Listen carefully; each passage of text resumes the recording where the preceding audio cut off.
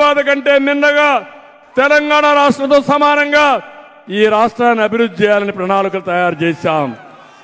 ఇప్పుడు కోరుతున్నాం మిమ్మల్ని అందరినీ, ఈ 3 పార్టీల్ని మనస్ఫూర్తిగా దీవిస్తామని, అండగా ఉంటామని గట్టిగా చప్పట్లు కూడా చెప్పండి.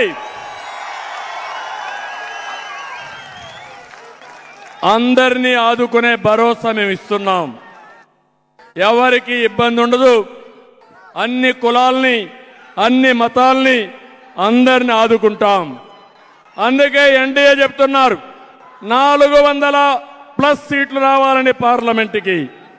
అందుకే నేను చెప్తున్నా ఆంధ్రప్రదేశ్లో 160+ ఎమ్మెల్యేలు రావాలి,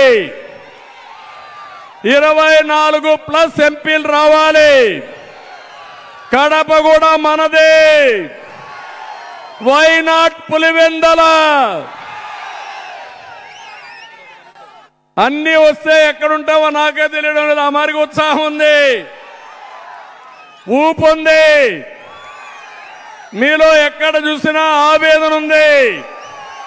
మీ ఆవేదన రేపు రాబోయే ఎన్నికల్లో ఒక అగ్నిగా మారి వైసీపీ వైఎస్ఆర్ కాంగ్రెస్ పార్టీ భస్మం అయిపోతుంది. అయిపోవాలి. అదే ఈ రోజు మిమ్మల్ని చూస్తున్నా. ఈ రోజు అతను మేము సిద్ధం అన్నాడు, నేను ప్రజాగళం అన్నా. ప్రజాగళం ముందర మేము సిద్ధం ఏమవుతుంది? డౌన్ అవుతుంది.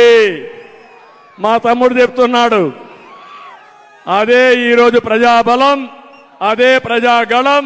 ప్రజాగళం ముందర కుప్పి గంతులు పనికి రావని వైఎస్ఆర్ కాంగ్రెస్ నాయకులకు చెప్తూ, ఇప్పుడు ఎవరు భయపడద్దండి. ఎన్నికల కమిషన్ వచ్చేసింది. స్వచ్ఛందంగా రోడ్ల మీదకి రండి. వాళ్ళు మనం ఒకటే. జగన్మోహన్ రెడ్డి పెద్ద గొప్ప కాదు, మనం తక్కువ కాదు. పోలీసులు లేరు ఆయనకు, మనకు కూడా పోలీసులు ఉంటారు. ఎవరైనా చేయకపోతే ఎన్నికల కమిషన్ ఉంది వీళ్ళ కత్తేల్చడానికి. గేమ్ స్టార్ట్ అయింది, యుద్ధం ప్రారంభమైంది. ఈ యుద్ధంలో ఎన్డీఏ గెలుపు ఎవ్వడు ఆపలేడు. ఆ నమ్మకం నగిరిలో వచ్చింది. ఇప్పుడు ఆనందంగా ఉన్న రాత్రికి బాగా నిద్ర వస్తుంది.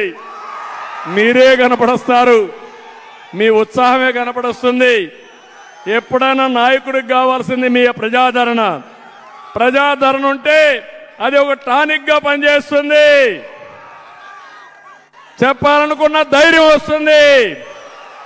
నా దగ్గర డబ్బులు లేవు, ప్రైవేట్ సైన్యం లేదు, అరాచకం లేదు, నేరాలు చేసే మనస్తత్వం నాది కాదు. కానీ నేరస్తుల్ని మాత్రం మట్టి గరిపించే ధైర్యం నాకుందని మీ అందరికీ తెలియజేస్తున్నా.